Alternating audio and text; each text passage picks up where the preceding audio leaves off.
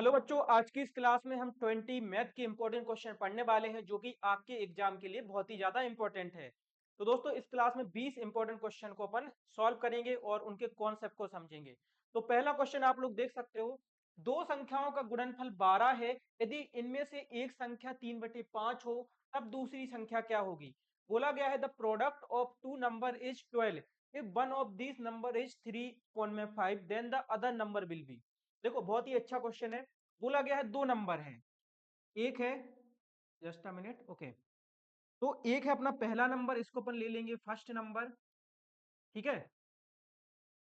और एक है अपना दूसरा नंबर जिसको ले लेंगे अपन सेकंड नंबर। बोला गया है कि इनमें से जो पहला नंबर है, इनमें से जो एक नंबर है वो 3/5 है, यानी कि 3/5। जो दूसरा नंबर है बच्चों, दूसरा नंबर हमें पता नहीं है, तो इसको हम x ले लेंगे। और बोला गया है कि इनका जो मल्टीप्लाई है, इनका जो प्रोडक्ट है, यानी कि जब इनका मल्टीप्लाई करेंगे तो क्या मिलेगा, 12 मिलेगा। तो अपन को जो दूसरा नंबर है x, इसको बताना है।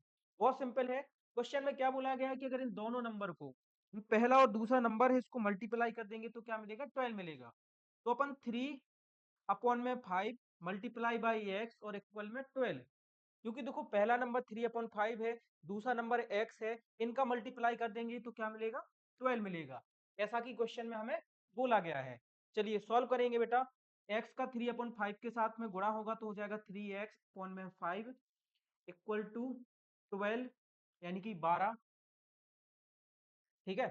यहाँ से देखो 5 का मल्टीप्लाई हो जाएगा 12 के साथ में, तो 3x इक्वल हो जाएगा 12×5 = 60, यानी कि 60। x बराबर हो जाएगा हमारा 60/3 यानी कि 20। x बराबर क्या हो जाएगा, 20 हो जाएगा। अब बहुत सारे बच्चे बोल रहे थे कि सर आप हिंदी में पढ़ाते हो, इंग्लिश में नहीं पढ़ाते हो। तो बेटा मैं इंग्लिश में पढ़ाता हूँ, हिंदी और इंग्लिश दोनों मिक्स रहती है ना। क्वेश्चन आपको हिंदी और इंग्लिश दोनों लैंग्वेज में मिलता है। यहाँ पे जो कॉन्सेप्ट भी होता है उसको भी मैं आपको दोनों लैंग्वेज में बताता रहता हूँ। तो बेटा, पहला जो नंबर था वो अपना 3/5 था, दूसरा नंबर अपना x था। x की वैल्यू अपनी 20 आई है, यानी कि जो दूसरा नंबर हो जाएगा वो कितना हो जाएगा, 20 हो जाएगा, 20 हो जाएगा। तो इसका जो आंसर होगा वो बी ऑप्शन एकदम करेक्ट आंसर हो जाएगा। ठीक है। ध्यान से समझो, क्वेश्चन को क्या बोला गया था, दो नंबर हैं जिनका गुणा करने पर क्या मिल रहा है, 12 मिल रहा है। एक नंबर 3/5 है, तो दूसरा नंबर क्या होगा। तो अपन ने दूसरे नंबर को x ले लिया, ठीक है। और दोनों का गुणा करने पर 12 मिल रहा था, इक्वेशन को सॉल्व कर दिया, अपना आंसर है वो आ गया। आप चाहते तो 3/5 का 12 में भाग कर देते तो भी आपका आंसर है वो आ जाता। कैसे आता, देखो 12 में भाग करना था 3/5 का, 5 ऊपर चला जाता तो हो जाता 12×5 = 60, भाग में 3 भाग कर देते तो भी आंसर क्या आ जाता, 20 आ जाता। ठीक है। चलिए, तो एक क्वेश्चन क्लियर हो गया होगा, बी ऑप्शन इसका एकदम करेक्ट आंसर है वो हो जाएगा। अगला क्वेश्चन देखते हैं बच्चों। अगला क्वेश्चन है, दो वृत्तों की त्रिज्याओं का अनुपात 2:3 है, इनकी परिधियों का अनुपात होगा। देखो, बहुत अच्छा क्वेश्चन है, इसको मैं काफी बार बता चुका हूं। देखो, जब भी आपको दो वृत्त की त्रिज्याओं का अनुपात दिया जाए और उनकी परिधियों का अनुपात निकालना हो, तो आपको क्या करना है बेटा, जो त्रिज्याओं का अनुपात होता है वही हमारी परिधियों का अनुपात होता है। इस क्वेश्चन को मैं पहले किसी वीडियो में मैंने डिटेल में कराया था, अभी मैं जस्ट आपको शॉर्ट में बताऊंगा। जो त्रिज्याओं का अनुपात होता है वही हमारी परिधियों का अनुपात होता है।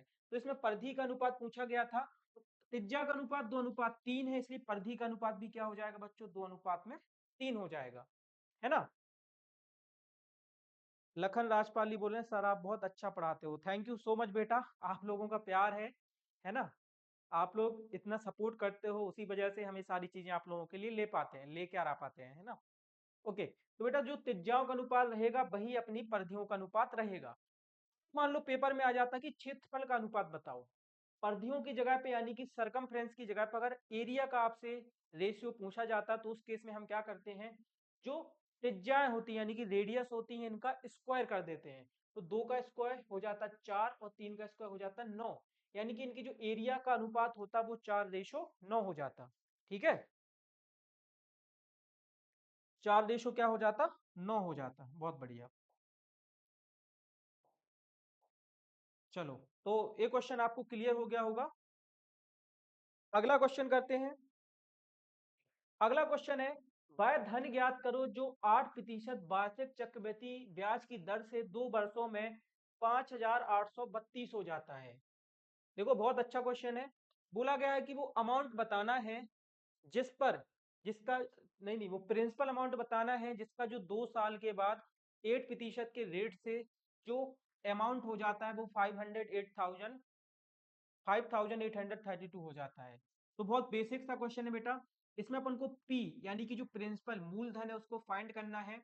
आर अपन को दिया गया है 8%, टी बराबर दिया गया है 2 ईयर, और ए फोर होता है अमाउंट, ये दिया गया है 5,832। ठीक है, अपन को क्या बताना है, पी पता करना है। अब यहाँ पे बताया गया था चक्रवृद्धि ब्याज यानी कि कंपाउंड इंटरेस्ट। ठीक है, तो अपन कंपाउंड इंटरेस्ट का फॉर्मूला लगाएंगे। ए इक्वल टू होता है पी ब्रैकेट 1 + r/100 और इसकी पावर होती है टी या फिर एन। जो एक टाइम रहता है इसी को एन बोला जाता है। ये अपन को दिया गया है 5,832 इक्वल पी। पी पता नहीं है तो पी की जगह पे पी ही रहेगा। 1 + r की वैल्यू दी गई थी अपन को 8, तो हो जाएगा 8/100 और इसकी पावर हो जाएगी 2, क्योंकि 2 साल का समय दिया गया था। सॉल्व करेंगे तो हो जाएगा 5,832 बराबर पी। इसको सॉल्व करेंगे तो हो जाएगा 100 प्लस का 8 और बटे में भी 100 और इसका वर्ग। सॉल्व करेंगे तो आ जाएगा 5,832 बराबर पी, और ये हो जाएगा 108 बटे में 100 और इसका वर्ग। ठीक है, चलिए इसको सॉल्व कर देंगे तो हो जाएगा 5,832 बराबर में पी। 108 का वर्ग करेंगे तो क्या आएगा, यहाँ पे करके देख लेते हैं। 108 गुणा में 108 तो 64, 8 एकम 8, जीरो जीरो ही रहेगा, और ये हो जाएगा 801 यानी कि 4 6 16 और 11, 1,00,000 इकाई दहाई सैकड़ा हजार 10,000, 11,664। 108 का जो वर्ग होगा वो हो जाएगा 11,664 और 100 का वर्ग होगा वो हो जाएगा 10,000। ठीक है, अब देखो इनका गुणा हो जाएगा तो 10,000 का गुणा हो जाएगा 5,832 के साथ में। ठीक है, यहाँ पे सॉल्व करेंगे तो क्या आएगा, 10,000 का गुणा 5,832 के साथ में हो जाएगा तो हो जाएगा 5,832 गुणा में 10,000 और इसके बटे में आ जाएगा 11,664 और बराबर में हो जाएगा पी। अब इसका हमें भाग कर देना है और 10,000 से गुणा कर देना है तो इसका जो आंसर है वो आ जाएगा। ठीक है, तो 5,000, इसमें 5,832 में गुणा करना है हमें 10,000 का, तो यहाँ पे तो कुछ नहीं होगा बच्चों, यहाँ पे 4 जीरो बढ़ जाएंगे तो हो जाएगा 5,832 और 4 जीरो यहाँ पे बढ़ जाएंगे। इसके बटे में आएगा 11,664 बराबर में पी। अब इसमें हम क्या करेंगे, इसमें हम 11,664 का भाग कर देंगे। भाग कर देंगे तो यहाँ पे आ जाएगा हमारा 5,000। क्या आ जाएगा, 5,000, यानी कि जो हमारा प्रिंसिपल है मूलधन है वो कितना हो जाएगा, 5,000 हो जाएगा। ठीक है, मैंने यहाँ पे देखो डायरेक्ट भाग कर दिया है। आप चाहे तो इसे पहले 2 से काटते, थोड़ा सा छोटा कर लेते, इसको 2 से काटते जाते छोटा कर लेते तो ये हो जाता। ठीक है, आप इसको इस तरीके से भी कर सकते थे। ओके, तो इसका आंसर क्या होगा, इसका आंसर डी ऑप्शन 5,000 इसका करेक्ट आंसर हो जाएगा।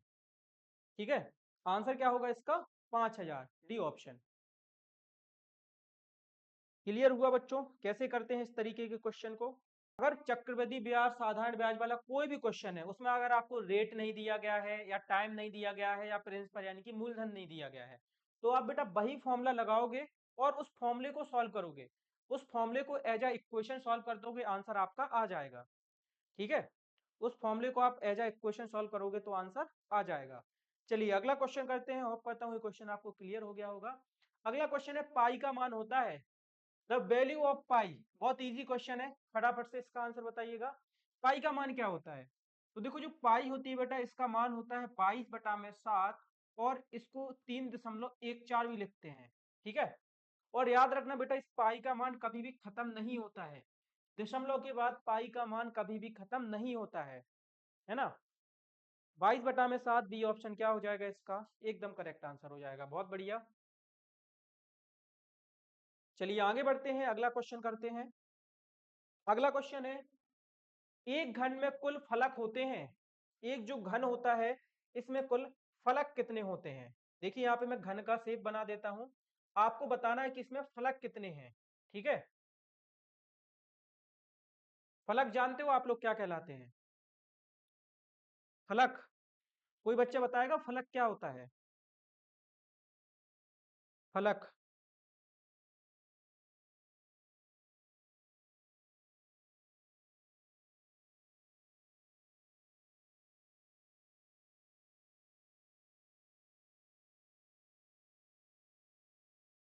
ओके बिल्कुल सही। देखो छह, देखो फलक का मतलब होता है इसके किनारे, तो एक ये हो जाएगा, एक ये हो जाएगा, एक तीन ये हो जाएगा और एक सामने वाला, तो चार हो जाएंगे। ठीक है, सामने वाले को यहाँ पे लिख देता हूं, ये पांच हो जाएगा और ये छह हो जाएगा।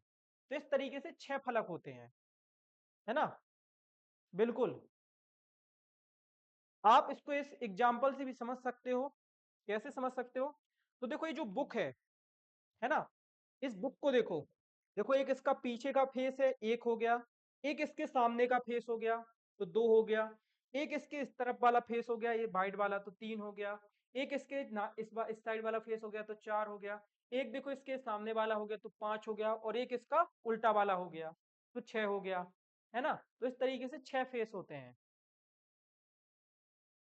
ठीक है, सिक्स क्या हो जाएगा इसका करेक्ट आंसर। बहुत बढ़िया। चलो अगला क्वेश्चन करते हैं। अगला क्वेश्चन है, 5,120 रुपए पर दो बयस के लिए 12.5% वार्षिक चक्रवृद्धि ब्याज की दर से मिश्र धन होगा। इसमें बेटा अपन को ए फाइंड करना है, बाकी सारी चीजें इसमें दी गई हैं, कंपाउंड इंटरेस्ट अपन को इसमें निकालना है। प्रिंसिपल कितना दिया गया है? प्रिंसिपल दिया गया है 5,120 रुपीज। ठीक है, टाइम कितना दिया गया है? एन एन दिया गया है 2 ईयर। और जो रेट दिया गया है, रेट अपना दिया गया है आर इक्वल टू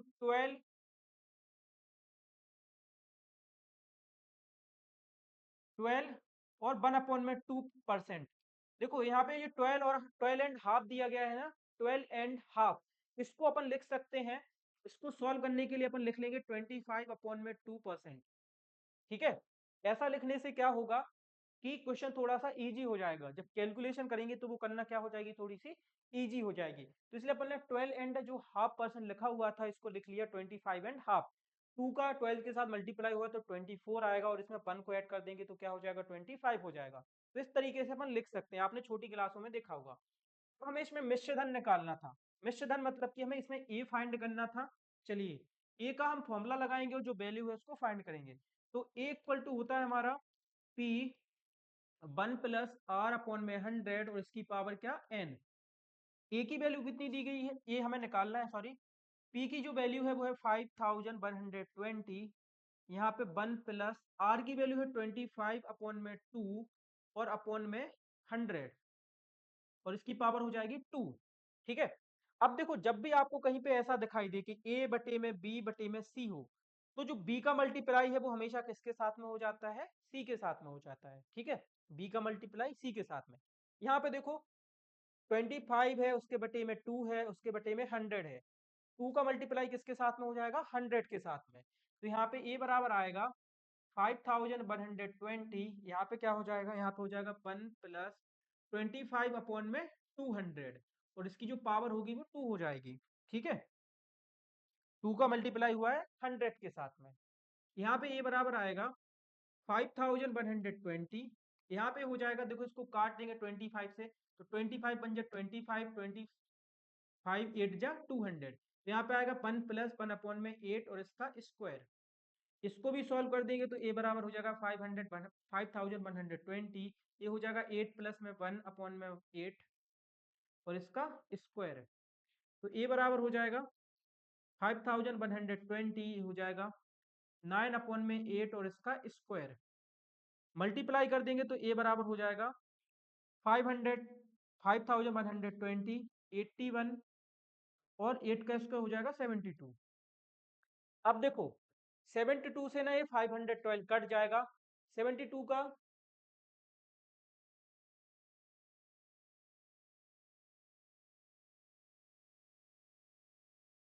अच्छा यहाँ पे 64 आएगा, सॉरी 74 नहीं होता, 72 नहीं होता है, 64 होता है, ठीक है। अब इस 64 से 512 कट जाएगा, इसको काट देंगे तो ये आएगा 80। तो ए बराबर आ गया बच्चों 80 मल्टीप्लाई में 81, मल्टीप्लाई कर देंगे तो ए बराबर हो जाएगा 6480, यानी कि 6480। 80 का गुणा 81 के साथ में करोगे तो क्या आएगा, 6480 आएगा। यानी कि बी ऑप्शन इस क्वेश्चन का क्या हो जाएगा, एकदम करेक्ट आंसर हो जाएगा। ठीक है, बहुत बढ़िया, बहुत सारे बच्चे आंसर बता रहे हैं, बी ऑप्शन। सार्थक सूर्यवंशी बोल रहे हैं सर अरिहंत की एक्सीलेंस बुक 2025 की कैसी है। देखो, मेरे हिसाब से आप लोग बेटा बुक मत परचेस करो, अगर आपको बुक का पीडीएफ चाहिए। वैसे तो जो हम आपको पढ़ा रहे हैं, जो मटेरियल दे रहे हैं वो सफिशियंट है। फिर भी अगर आपको लगता है कि आपको बुक का पीडीएफ चाहिए, बुक चाहिए है, तो अब बुक मत खरीदो मेरे हिसाब से। आप लोग एक काम कर सकते हो, एक टेस्ट सीरीज खरीद लो। जो हमने टेस्ट सीरीज लॉन्च की है उसको आप परचेस कर सकते हो, उसमें आपको सारे इंपॉर्टेंट क्वेश्चन मिल जाएंगे, है ना। तो बुक खरीदने का कोई सेंस नहीं बनता है। अगर आपको बुक का पीडीएफ चाहिए तो मैं इस बैच में डाल दूंगा, पूरा पीडीएफ है हमारे पास में बुक का, और एक बुक का नहीं, काफी सारी बुक्स का पीडीएफ है, ठीक है। तो वो मैं आपको डाल दूंगा, लेकिन मेरे हिसाब से अब आप बुक मत परचेस करो, क्योंकि अब आपके पास इतना समय नहीं है कि आप बुक से पढ़ पाओ। बोर्ड एग्जाम से भी चल रहे हैं, और बुक में बेटा बहुत डिटेल में रहता है। अब आपको इंपॉर्टेंट पढ़ना चाहिए, तो आप टेस्ट सीरीज ज्वाइन कर लो, उसमें आपको 1000 इंपॉर्टेंट क्वेश्चंस मिल जाएंगे, उनकी आप प्रैक्टिस कर लो, उनको पढ़ लो। उन्हीं में से 50 से 60 नंबर के क्वेश्चन आपको इजीली बन जाएंगे, ठीक है। चलिए, तो होप करता हूँ बच्चों ये क्वेश्चन क्लियर हो गया होगा। अगला क्वेश्चन करते हैं। अगर किसी को कोई डाउट है तो वो लाइव चैट के थ्रू पूछ सकता है। आगे बढ़ते हैं, अगला क्वेश्चन देखते हैं। बोला गया है दो धनात्मक संख्याओं का अंतर 72 है, एक संख्या में दूसरी संख्या से भाग देने पर भागफल 4 प्राप्त होता है, बड़ी संख्या होगी। बोला गया है कि जो दो धनात्मक संख्या है उनका अंतर क्या है, 72 है, ठीक है। और अगर एक संख्या से दूसरी संख्या में भाग देंगे तो भागफल क्या प्राप्त होगा, 4 प्राप्त होगा, बड़ी संख्या होगी। बहुत अच्छा क्वेश्चन है, ठीक है, ओके।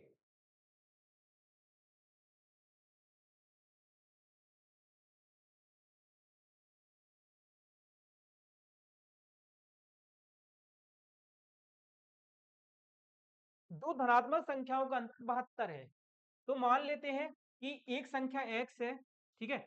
देखो अपन यहाँ पे क्या करेंगे, माना छोटी संख्या को x मान लेंगे, माना छोटी संख्या क्या है, छोटी संख्या, छोटी संख्या हमारी x है, तो बड़ी संख्या क्या हो जाएगी, बड़ी संख्या हो जाएगी हमारी x प्लस 72, है ना, क्या हो जाएगी x प्लस में 72।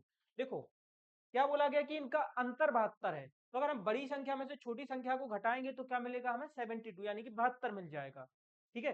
तो हम छोटी संख्या को x मान लेंगे और बड़ी संख्या को क्या मान लेंगे, x प्लस का 72, ठीक है। क्योंकि जो बड़ी संख्या होगी वो इससे 72 बड़ी होगी, तभी तो अपन बड़ी संख्या में से छोटी संख्या को घटाएंगे तो अपन को क्या मिलेगा, 72 मिलेगा, ठीक है। तो इस वजह से अपन इन दो संख्याओं को मान लेंगे। अब आगे क्या बोला गया था, एक संख्या में दूसरी संख्या से भाग देने पर भागफल 4 प्राप्त होता है। इसका मतलब ये है कि अगर हम छोटी वाली संख्या का x प्लस 72 में भाग दें किससे, इसको मैं ऐसे लिखता हूं, अगर अपन बड़ी संख्या में बेटा भाग करें छोटी संख्या का, तो भागफल क्या मिलेगा, भागफल मिलेगा अपन को 4, क्या मिलेगा, भागफल 4 मिलेगा, यही देखो क्वेश्चन में बोला गया था, ठीक है। बड़ी संख्या में भाग करेंगे छोटी संख्या का तो क्या मिलेगा, 4 मिलेगा। चलिए इसकी वैल्यू रख देंगे और इस क्वेश्चन को सॉल्व कर देंगे। बड़ी संख्या है हमारी x प्लस 72, छोटी संख्या है हमारी x, भाग करने पर क्या मिल रहा है, 4 मिल रहा है, ठीक है, भाग करने पर 4 मिल रहा है। चलिए इस इक्वेशन को सॉल्व कर देंगे, 4 के बटे में कुछ नहीं है तो 1 ले लेंगे, तो हो जाएगा x प्लस 72 बराबर में 4x। देखो यहाँ पे x का गुणा 4 के साथ में होगा तो क्या हो जाएगा, 4x हो जाएगा। अब इस x को हम इस तरफ ले जाएंगे तो हो जाएगा 72 बराबर 4x माइनस का x, प्लस का x था इस तरफ गया तो माइनस का, 72 बराबर हो जाएगा 4x में से एक x गया तो बचा 3x। अब यहाँ पे एक 3x के साथ में गुणा में है तो यहाँ पे भाग में आ जाएगा, तो हो जाएगा 72 बटे में 3 बराबर में x, और 3 का भाग 72 में करेंगे तो 3 दूनी 6, 3 चौको 12, यानी कि जो x की वैल्यू आएगी वो कितनी आएगी, 24 आएगी, ठीक है।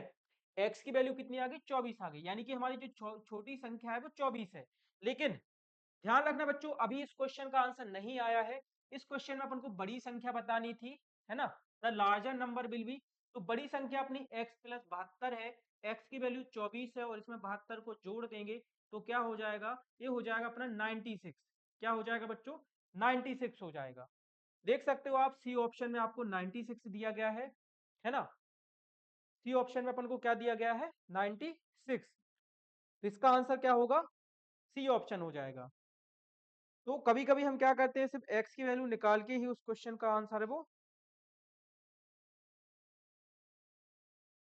सोचते हैं कि वही उस क्वेश्चन का आंसर है, जबकि हमें उस क्वेश्चन को पूरा सॉल्व करना होता है।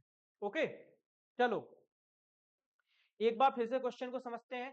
बोला गया था कि दो संख्याओं का अंतर 72 है। तो अगर अपन छोटी संख्या को x ले लेंगे तो बड़ी संख्या क्या हो जाएगी, x प्लस का 72, है ना, क्योंकि अंतर 72 है। बड़ी संख्या में से छोटी संख्या को घटाओ कि क्या मिलना चाहिए, 72 मिलना चाहिए। तो हम क्या करेंगे, बड़ी संख्या को x प्लस 72 ले लेंगे, है ना। ओके, बोला गया था कि इनका भाग करोगे तो 4 मिलेगा, यानी कि बड़ी संख्या में छोटी संख्या का भाग करोगे तो क्या मिलेगा, 4 मिलेगा। बड़ी संख्या है हमारी x प्लस 72, छोटी संख्या है हमारी x, भाग करने पर क्या मिल रहा है, 4 मिल रहा है। हमने यहाँ से इक्वेशन बना ली। अब x का गुणा 4 के साथ में हुआ तो 4x हो गया, यहाँ पे x प्लस 72 बराबर 4x।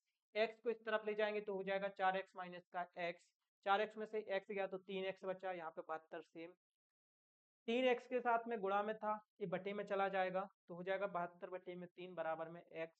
3 का भाग 72 में कर देंगे तो 24 क्या आ जाएगा, आंसर आ जाएगा। ठीक है, आंसर क्या हो गया इसका, 24। हमें इसमें बड़ी संख्या बतानी थी, बड़ी संख्या थी हमारी x प्लस में 72, तो 72 में 24 को जोड़ देंगे 96 क्या हो जाएगा, इसका आंसर हो जाएगा, है ना। चलिए अगला क्वेश्चन करते हैं। अगला क्वेश्चन है, समीकरण 5 minus 7y plus 2 plus 4y बराबर माइनस 8 अपॉन में 7 का मान होगा। The value of equation, the value of y in equation is. तो इस तरीके का क्वेश्चन है, 5 माइनस का 7y, 5 माइनस का 7y और बटे में है 2 प्लस 4y और बराबर में है माइनस का 8 बटा में 7। इसका अपन को क्या बताना है, इसका अपन को मान बताना है। ठीक है, चलिए सॉल्व करेंगे। 7 का गुणा इसके साथ में होगा तो 7 बना 35, माइनस का 7 7 49y। यहाँ पे देखो माइनस 8 का गुणा 2 के साथ में हुआ तो माइनस का 16, और माइनस 8 का गुणा 4 के साथ में हुआ तो माइनस का 32y। अब 32y को इस तरफ लाएंगे, 35 को इस तरफ ले जाएंगे तो हो जाएगा माइनस का 49y प्लस का 32y बराबर में माइनस का 16 और माइनस का 35। 35 इस तरफ गया तो माइनस का हो गया। 49y में से 32y चला जाएगा तो क्या बचेगा, तो बचेगा हमारा 17y, माइनस का 17y। ठीक है, और यहाँ पे हो जाएगा, दोनों माइनस के हैं तो जुड़ जाएंगे, 6 5 11, 3 1 4 1 5, 51 आ जाएगा। माइनस से माइनस कट जाएगा, बाई बराबर आएगा 51 बटे में 17। 17 का भाग 51 कर देंगे तो 3 आएगा, यानी कि जो बाई का मान हो जाएगा वो क्या हो जाएगा, 3 हो जाएगा, 3, है ना। बाई बराबर क्या हो जाएगा, 3। सो the answer is A option. A option में जो 3 दिया गया है वो क्या हो जाएगा, इसका करेक्ट आंसर हो जाएगा। ठीक है, में तो ऑप्शन फिल करने हैं तो पेपर में रब वर्क कहाँ करें, देखो पेपर में बेटा रब वर्क करने के लिए, देखो आपका जो पेपर होगा वो OMR सीट पर होगा। तो पेपर में रब वर्क करने के लिए आपको क्या करना होगा, जो आपको पेपर मिलता है उसके पीछे जगह रहती है ना, जो पेपर मिलेगा क्वेश्चन पेपर, उसके पीछे 3 4 पेज मिल जाते हैं आपको। तो पेंसिल लेके जाना और पेपर के पीछे आप रब वर्क कर पाओगे। ठीक है, चलिए क्वेश्चन क्लियर हो गया हो तो जल्दी से थम्स अप भेज दीजिए, अपना अगला जो क्वेश्चन है उसको सॉल्व करेंगे। जल्दी से बेटा थम्स अप भेज दीजिए अगर क्वेश्चन क्लियर हो गया हो तो। इस क्वेश्चन में बेटा कुछ नहीं था, सिर्फ इक्वेशन को सॉल्व करना था। क्या दिया गया था, 5 माइनस का 7y बटे में था 2 प्लस 4y बराबर माइनस का 8 बटे में 7। क्रॉस मल्टीप्लाई करेंगे, 7 का गुणा 5 माइनस 7y के साथ किया तो 7 का गुणा 5 के साथ में हुआ तो 35 आया, 7 का गुणा 7 के साथ में हुआ तो 49 आया। यहाँ पे देखो 8 का गुणा 2 के साथ में हुआ तो 16 आया, 8 का गुणा 4 के साथ में हुआ तो 32 आया। ठीक है, जो वेरिएबल है यानी कि जो चर है उनको एक तरफ लाएंगे और जो संख्या है उनको दूसरी तरफ ले जाएंगे। तो 32y को इस तरफ लाए तो प्लस का हो गया, 35 को इस तरफ ले गए तो माइनस का हो गया।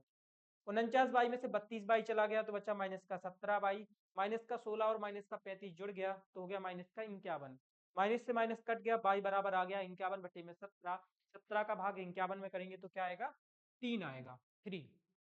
तो the answer is 3। Sir OMR sheet को किस पेन से भरें? तो ओएमआर सीट को आप ब्लैक और ब्लू दोनों से भर सकते हो, लेकिन जो ब्लैक पेन होता है वो ज्यादा अच्छा होता है, तो ब्लैक पेन से भरना वो ज्यादा बेस्ट रहेगा। ओके, अगला क्वेश्चन करते हैं। अगला क्वेश्चन है, 40 घोड़े 1 क्विंटल चने को 7 दिनों में खाते हैं, तब कितने घोड़े उतने ही चने को 28 दिनों में खाएंगे? If 40 horses eat 1 quintal of gram in 7 days, then how many horse will eat the same gram in 28 days? तो ये अनुपात समानुपात वाला क्वेश्चन है। देखो मैंने बोला था बेटा, जब भी इस तरीके का क्वेश्चन आएगा अपन सबसे पहले क्या बनाएंगे, इसकी टेबल बनाएंगे। ठीक है, तो चलिए टेबल बनाते हैं।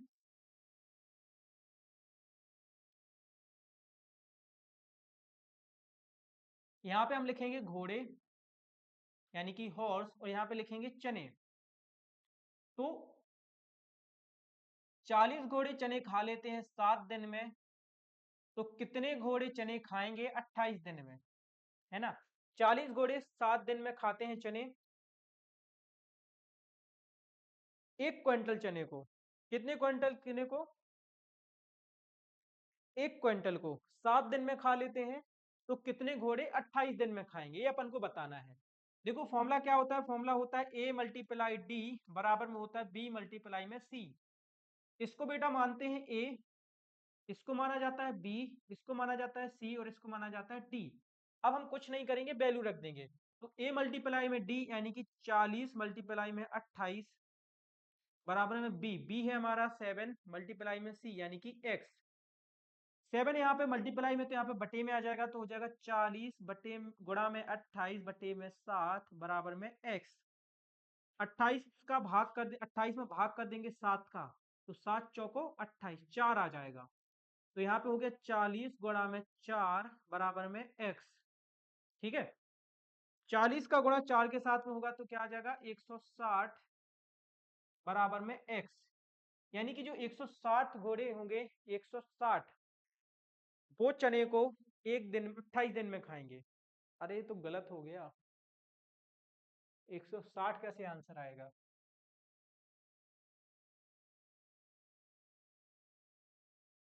40 घोड़े खाते हैं, इसका 10 आंसर आना चाहिए था। 10 का तो 10 आंसर आना चाहिए था। ये कैसे आ रहा है, रुको 1 मिनट।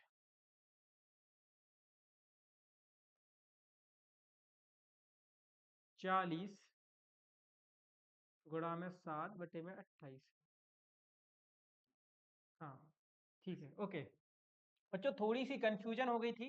देखो 40 घोड़े 1 क्विंटल चने को कितने दिन में खाते हैं, 7 दिन में। ठीक है, तो कितने घोड़े उतने ही चने को 28 दिन में खाएंगे। 28 दिन में खाने के लिए मतलब घोड़ों को कम करना पड़ेगा। ठीक है, ओके। तो देखो इसमें अपन क्या करेंगे, थोड़ा सा इसको चेंज करेंगे। यहाँ पे लिखेंगे, यहाँ पे लिखेंगे दिन, यहाँ पे लिखेंगे घोड़े। तो 40 घोड़े खाते हैं 7 दिन में, अपन को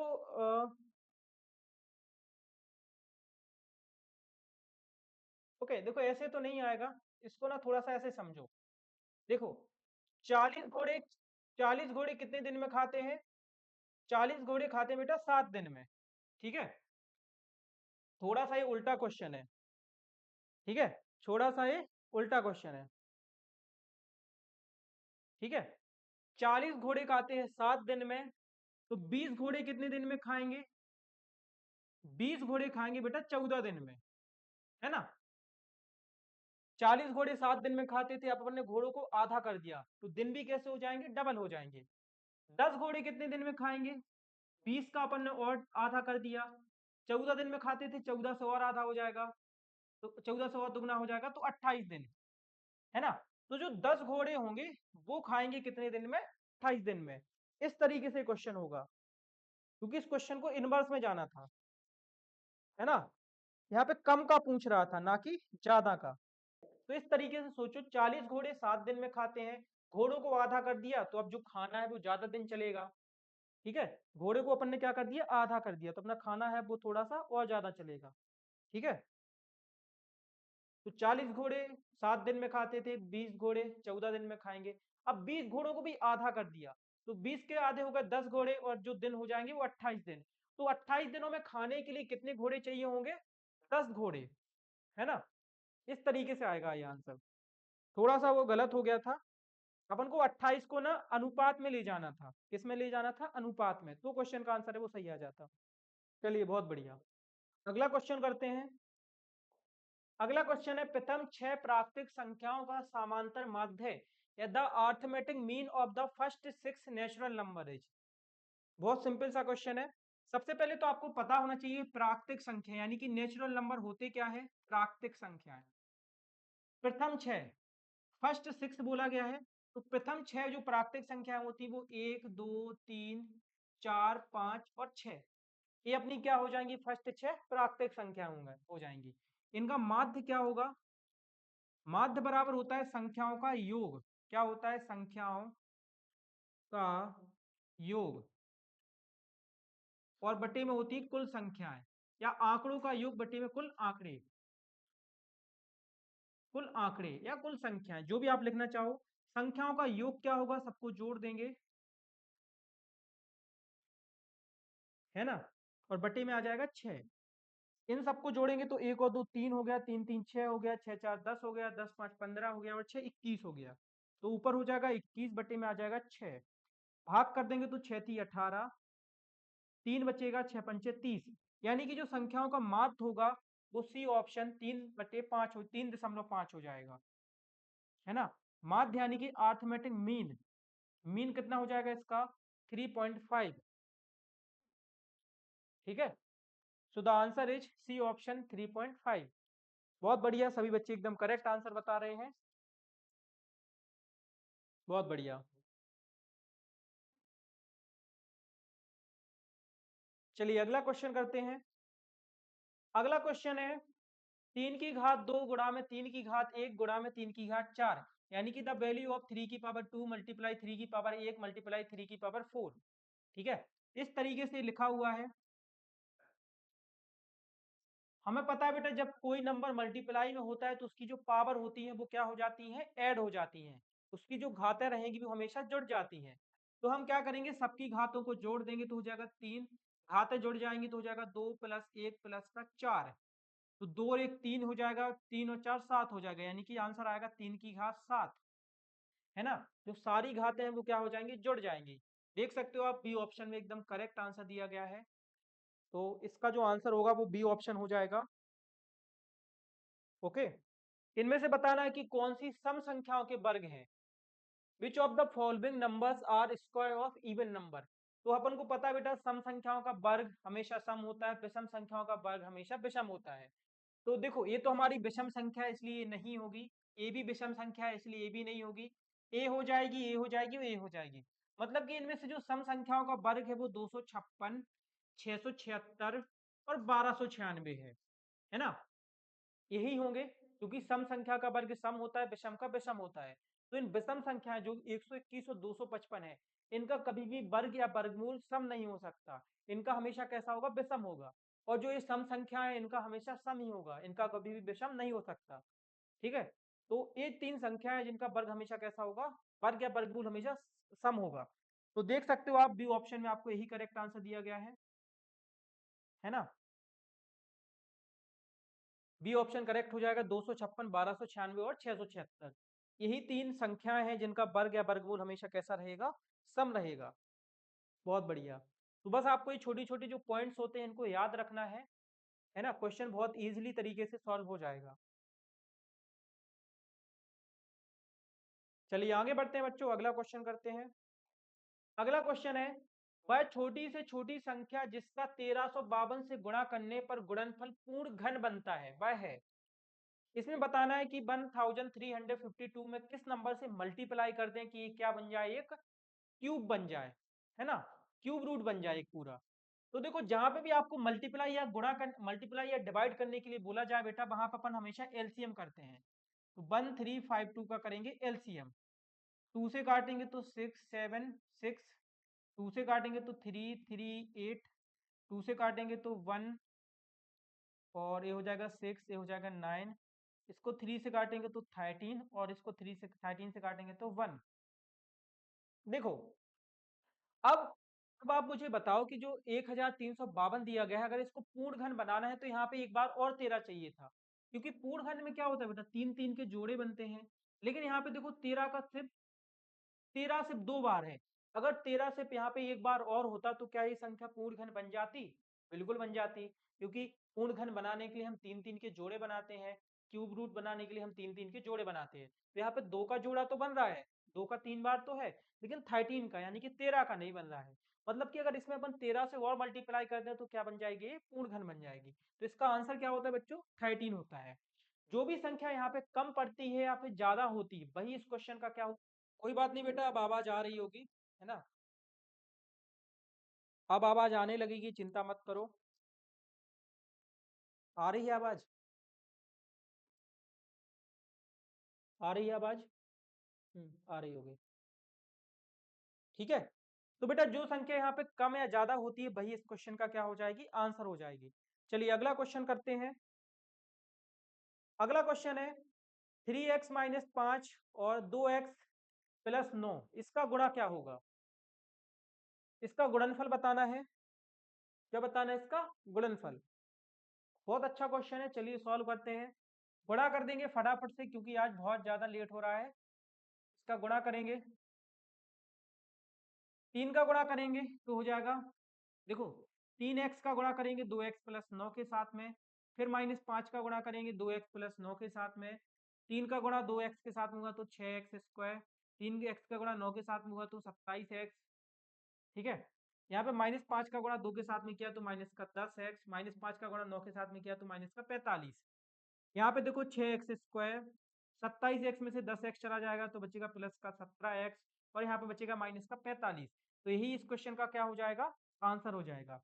6x² +17x -45। तो देखो बी ऑप्शन एकदम करेक्ट आंसर हो जाएगा, है ना?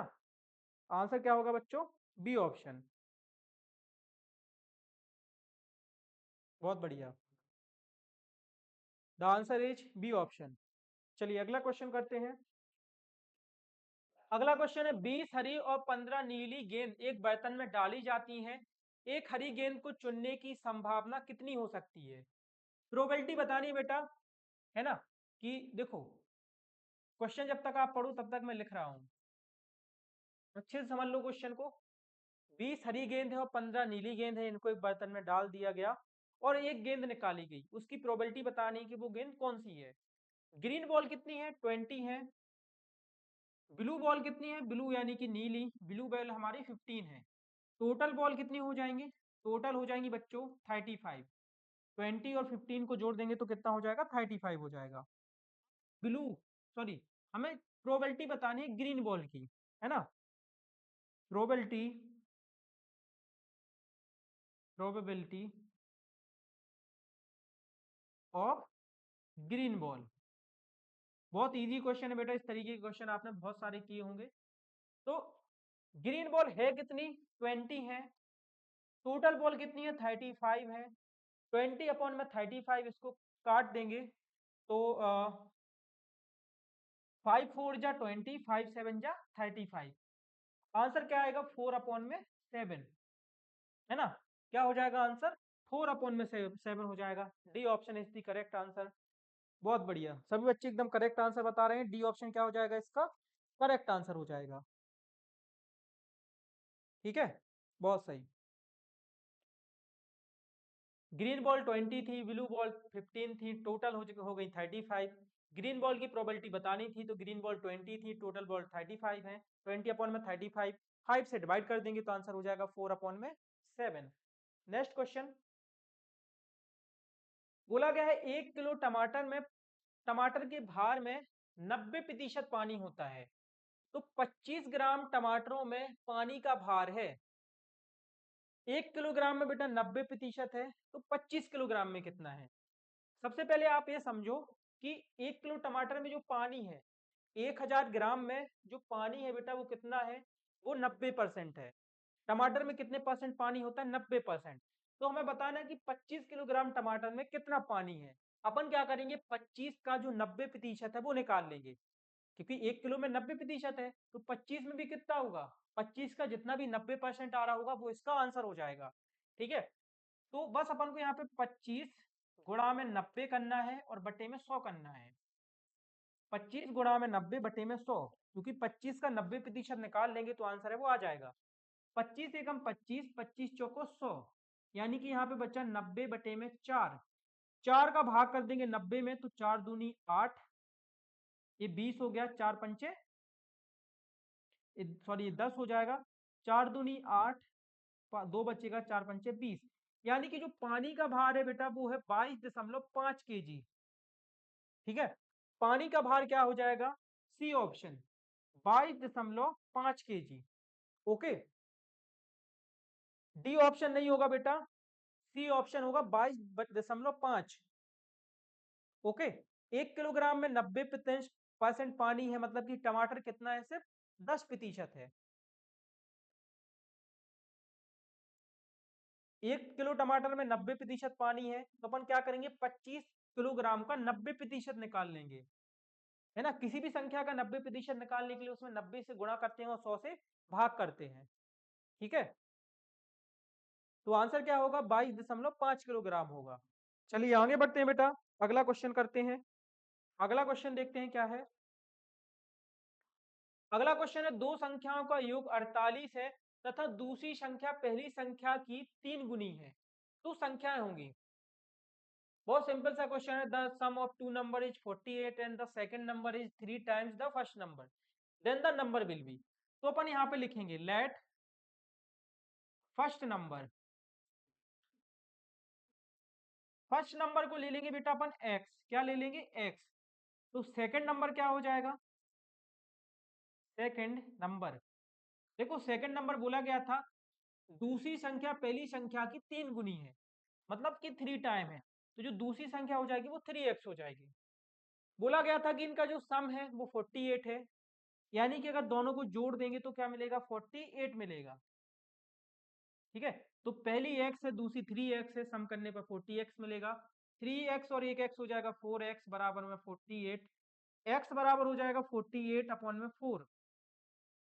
4 का इसमें डिवाइड कर देंगे तो 4 एकम 4, 4 टू जा 8, यानी कि जो x की वैल्यू है वो कितनी है? 12 है। ठीक है, तो पहली संख्या हो जाएगी अपनी 12 और दूसरी संख्या हो जाएगी 3 मल्टीप्लाई 12 यानी कि 36। तो दोनों संख्याएं क्या हो जाएंगी? 12 और 36 हो जाएंगी। A option is the correct answer. बहुत सही, कृष्णा दांगी एकदम करेक्ट आंसर बता रहे हैं। विजय ओझा, आपका आंसर गलत है बेटा, 24 36 नहीं होगा, इसका आंसर होगा 12 और 36। ठीक है, बाद में आप चेक भी कर सकते हो। देखो क्या बोला गया? दूसरी संख्या पहली संख्या की 3 गुनी है, तो 12 का जो 3 गुना होता है वो कितना होता है? 36 होता है। 3 टाइम्स होता है 12 का, वो 36 होता है। ओके, चलिए अगला क्वेश्चन करते हैं। अगला क्वेश्चन है, 3 की पावर 2 मल्टीप्लाई 4 की पावर 2 का मान होगा। 3 की पावर 2 मल्टीप्लाई 4 की पावर 2, 3 की पावर होता है बेटा 9, 4 की पावर होता है 16, 16 9 जा 144। बहुत इजी, सी ऑप्शन 144 क्या होगा? इसका आंसर हो जाएगा। ठीक है, थोड़ा सा टाइम कम है इसलिए मैं जल्दी जल्दी करा रहा हूं। ओके, बहुत बढ़िया। चलो अगला क्वेश्चन करते हैं, 99। इनका अपन को वो बताना है, क्या बताना है? इनका महत्तम समावर्तक तथा लघुत्तम समावर्तक, यानी कि एचसीएफ और एलसीएम बताना है। ठीक है, देखो पहले अपन एचसीएफ निकालते हैं, तो 9a³ b², इसको लिख सकते हैं 9 मल्टीप्लाई में a मल्टीप्लाई में a मल्टीप्लाई में a और b का स्क्वायर, तो इसको लिख लेंगे b मल्टीप्लाई में b। फिर है 15 b³ c², इसको लिख लेंगे 15 मल्टीप्लाई में b मल्टीप्लाई में b मल्टीप्लाई में b मल्टीप्लाई में c मल्टीप्लाई में c। अब देखो 9 और 15 से बेटा अपन को 3 कॉमन मिल जाएगा। क्या मिल जाएगा? 3। 3 3 जा 9, 3 5 जा 15, 3 मिल गया। ए इसमें है नहीं लेकिन इसमें बी है। देखो एक बार बी यहाँ पे है तो एक बार बी यहाँ पे है, एक बार बी यहाँ पे है तो एक बार बी यहाँ पे है, यानी कि बी का स्क्वायर। इसमें सी है लेकिन ऊपर वाले में सी नहीं है, यानी कि इसका जो एचसीएफ है वो हो जाएगा 3b स्क्वायर। क्या हो जाएगा? एचसीएफ 3b स्क्वायर हो जाएगा। ठीक है, तो पहले अपन को एचसीएफ बताना था, फिर एलसीएम बताना था। अपना जो एचसीएफ आ रहा है वो 3b स्क्वायर आ रहा है। ए ऑप्शन में आप देखो 3b स्क्वायर लिखा हुआ है ना, बाकी किसी ऑप्शन में नहीं है। तो एलसीएम निकालने की जरूरत है ही नहीं, आप यहाँ से भी डायरेक्ट इसका आंसर है वो बता पाओगे। एक ऑप्शन को देख के ही, पहले वाले आंसर को देख के ही आप इसका जो आंसर है वो बता दोगे। ठीक है, दूसरे वाले को निकालने की जरूरत तो है ही नहीं। और इसका जो एलसीएम होगा, एलसीएम कैसे निकालते हैं? तो 9 और 15, 9 और 15 का एलसीएम देखो, 9 और 15 का एलसीएम होगा बेटा कितना? 45 होगा, तो 45 हो गया। ए क्यू इसमें है लेकिन इसमें ए क्यू है नहीं, तो ए क्यू हो जाएगा। इसमें बी स्क्वायर लेकिन इसमें बी क्यू है, तो अपन बी क्यू को ही लेंगे। इसमें सी स्क्वायर है नहीं लेकिन इसमें है, तो सी स्क्वायर लेना पड़ेगा। तो इसका एलसीएम हो जाएगा 45 ए क्यू बी क्यू और सी स्क्वायर। ठीक है, थोड़ा सा आज मैं जल्दी पढ़ा रहा हूँ बेटा, इस वजह से मैं आपको ये एलसीएम निकालना नहीं बता रहा हूँ, है ना। अपन किसी और क्लास में मैं आपको इसका एलसीएम निकालना भी सिखा दूंगा कैसे निकालते हैं। एचसीएफ लेकिन इसी तरीके से निकाला जाता है, दोनों में कॉमन लिया जाता है। दोनों दोनों में जो कॉमन संख्याएं होती हैं वो क्या होता है? इसका एचसीएफ होता है। तो 9 15 में 3 कॉमन था, इसमें सिर्फ 2 बार बी कॉमन था, तो इसका एचसीएफ क्या हो गया? 3b स्क्वायर हो गया, है ना। ये ऑप्शन क्या हो जाएगा? इसका करेक्ट आंसर हो जाएगा। चलिए बहुत बढ़िया, लास्ट क्वेश्चन रह गया है अपना। ठीक है, चलो अगला क्वेश्चन देखते हैं। बोला गया है एक कार का मूल्य 5 लाख है, इस पर 10% की जीएसटी लगती है, तब उस कार पर कितने रुपए की जीएसटी लगेगी? The price of a car is 5 lakh, 10% GST is levied on it, then how much GST will be levied on the car? अपन क्या करेंगे बेटा, इस 5 लाख का 10% निकाल लेंगे, है ना। 5 लाख का क्या निकाल लेंगे? 10%। तो अपॉन में यहाँ पे मल्टीप्लाई में 10 और अपॉन में क्या आ जाएगा? 100 आ जाएगा। एक जीरो से एक जीरो कट जाएगा, एक जीरो से एक जीरो कट जाएगा, क्या बचेगा? 50,000, है ना। मतलब कि कार पर जो जीएसटी लग रही है वो कितने रुपए की लग रही है? 50,000 की लग रही है ना। आंसर क्या हो जाएगा? 50,000, B option is the correct answer. A option नहीं होगा बेटा, बी ऑप्शन होगा। ए ऑप्शन नहीं होगा, बी ऑप्शन आंसर होगा, है ना। बहुत बढ़िया। तो आज अपन ने बेटा 20 इंपॉर्टेंट जो क्वेश्चंस है मैथ के उनको सॉल्व कर लिया है। ठीक है, और इसी तरीके के क्वेश्चन अपन आगे की क्लासेस में भी सॉल्व करते रहेंगे। तो बढ़िया से आप लोग अपने बोर्ड एग्जाम्स के लिए प्रिपेयर करते रहो, साथ में एक्सीलेंस और प्रयास आवासीय विद्यालय की तैयारी भी करते रहो। थैंक यू सो मच बच्चों, bye bye all, take care, good night all of you. कल फिर मिलेंगे एक नई क्लास में, तब तक के लिए thank you so much, bye bye.